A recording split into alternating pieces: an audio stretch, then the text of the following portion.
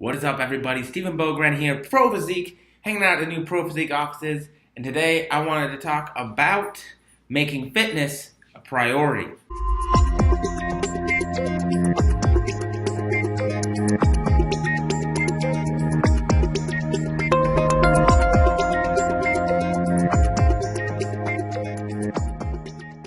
Hey everybody, Stephen Bogren here. I hope you're digging the sweet bed head, the hair. I didn't take any time to do it today. Got that USF powerlifting, that's what's up. One meet, or about a month out of my meet right now. So just kind of going through prep, going to be lifting here. It's a little deload week again. And we're just sort of enjoying the process. And on that note, something that I realized had been coming up a little bit more recently with a lot of my clients, and a lot of the feedback I was getting was making fitness work within my time frame, right? Like I only have a certain amount of time each day to go to the gym. I only have a certain amount of time each day to do cardio, right? So we're very limited. Definitely with the point that now a lot of college students are now back in school. And so just in general, time can be a huge factor in how much we're able to really invest in that process, right? And so I think that that is a very important, very, very important thing to realize. Understanding that you're not going to have an unlimited amount of time, that this is most not likely not what you're doing to make a living. And so how do we make that work within our time frames, still make progress, and then still have a nice full life, right? And that can be very, very difficult. So step one with that is realizing how much time you have to devote to the gym. Something that I dislike making people do, but can be very useful, is doing something as simple as a time inventory or a time log, right? And this is, right, you just go through your day and you essentially, as you're doing something, you take out a piece of paper, you have a notepad, and you just write, okay, wake up 9:30 a.m., wake up 7 a.m., whatever time you wake up, right? Breakfast, 30 minutes, right? Watching news, 15 minutes. Drive to work, 45 minutes. And so each thing you do, you log how much time you spend doing it, right? Ooh, that's a good itch. And then you can look at that after the week or the 3 days or the 4 days, however long you want to do it. You can look at that time inventory and see what's important to you that you have to do. Obviously, we can't cut out work. We can't cut out a drive to work, most likely. Food. We can't cut out meal times. We might be able to decrease them based on things like food prepping and stuff like that. But again, we have to find time somewhere else to do that. Things like TV for half an hour, right? That's something easy that we can cut out. It might be something that you enjoy or something that you like, or it might just be something you do to sort of get away from the fact that everything else is going on. And figuring out those things, right? At the bar Saturday night, 4 hours, right? Those sorts of things are very easy to cut out to make more time to make fitness a priority.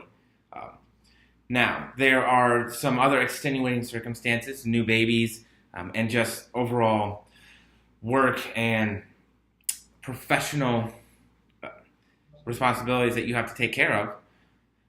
But for the most part, I found that the vast majority of people actually have lots of little blocks of time within each day. And so if we can take those little blocks of time within each day and then fill that with stuff we have to do, we now then have that much more time later as a larger block for stuff that we want to do, right?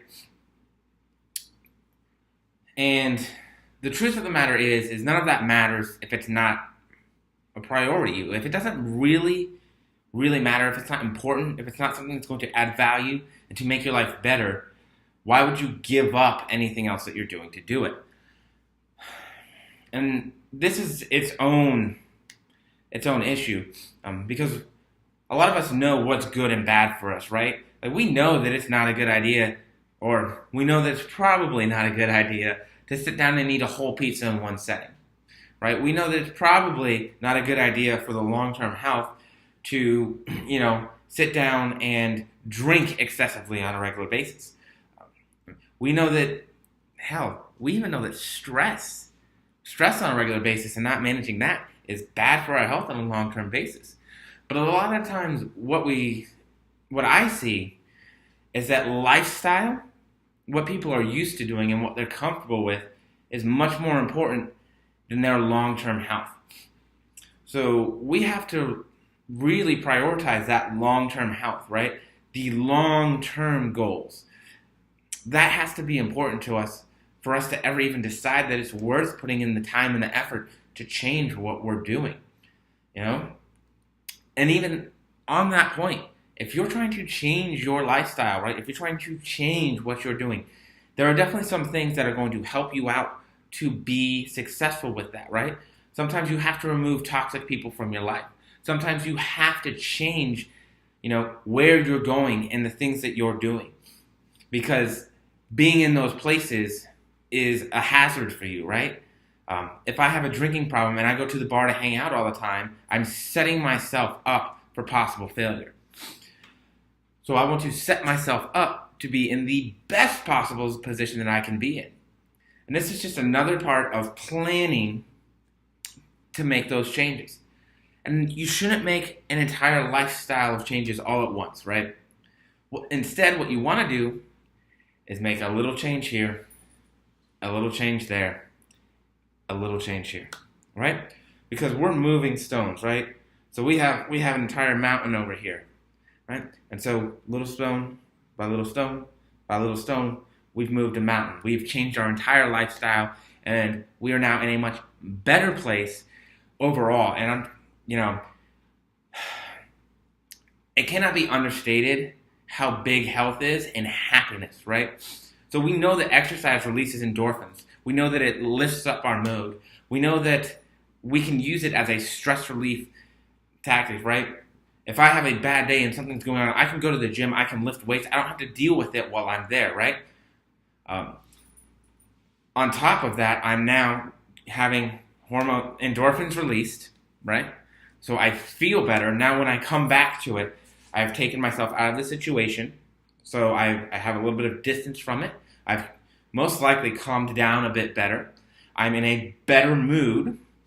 And I can now more efficiently deal with that stressful situation.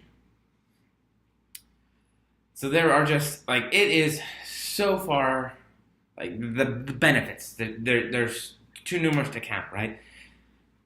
And the real reason, and this is the thing that I think a lot of people don't see, is long-term health, but not just staying healthy long-term because, hey, it's cool to be healthy, but because it gives you a quality of life. If you have a hard time walking out to the mailbox and to the house, right? That is a big difference. If you have a hard time standing in the shower, that is a big difference, right? We want to be strong. We want to be healthy. We want to be fit as long as possible because we want to be independent as long as possible. And so looking towards these long-term things, these long-term goals, these long-term truths, that can really, really help make that fitness, that exercise, that much more important, right? The last thing, and this one is something that I think most of us have done. Most of us who continue to exercise and continue to be positive and on track and to make progress have done this. And that's falling in love with it, right? If you hate swimming, I'm not going to tell you to swim. If you hate running, I'm not going to tell you to run.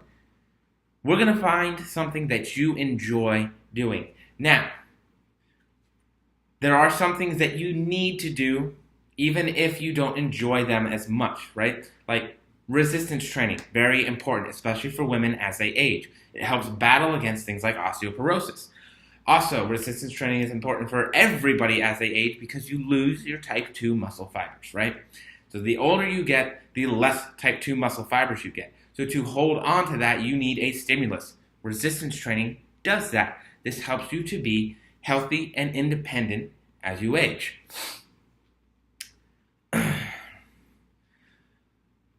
But say you like cycling. Why can't we cycle, right? So we know that cardiovascular exercise and resistance exercise both offer a plethora of benefits, right?